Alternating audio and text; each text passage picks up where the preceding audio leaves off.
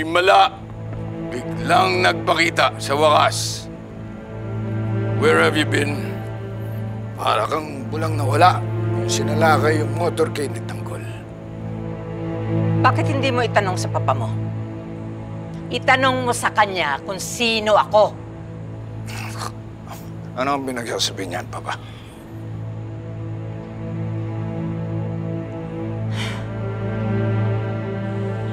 Ang tagal kong nagtiis.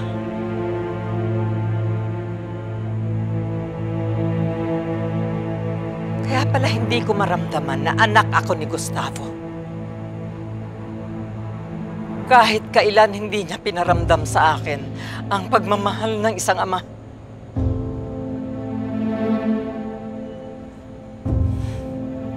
Lahat ng alam ko, isang kasinungalingan lang.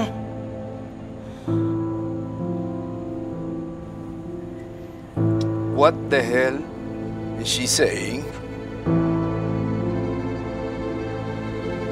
Hindi ako Guerrero.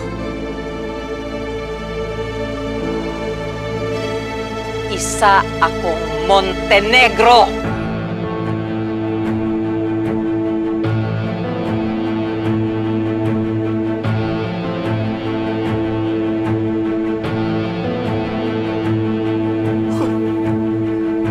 Hihibang na ang babae ito. Ama, patawarin mo ako.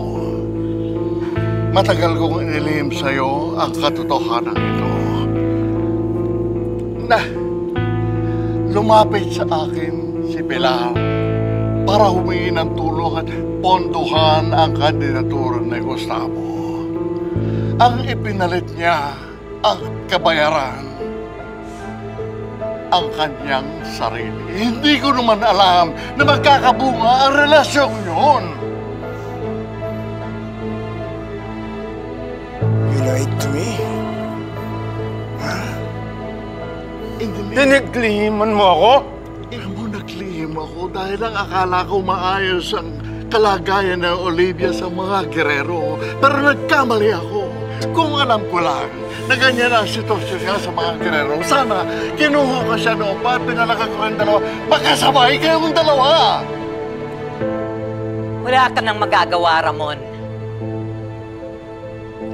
May karapatan ako at ang anak ko sa lahat ng kayamanan at kapangyarihan ng mga Montenegro. No!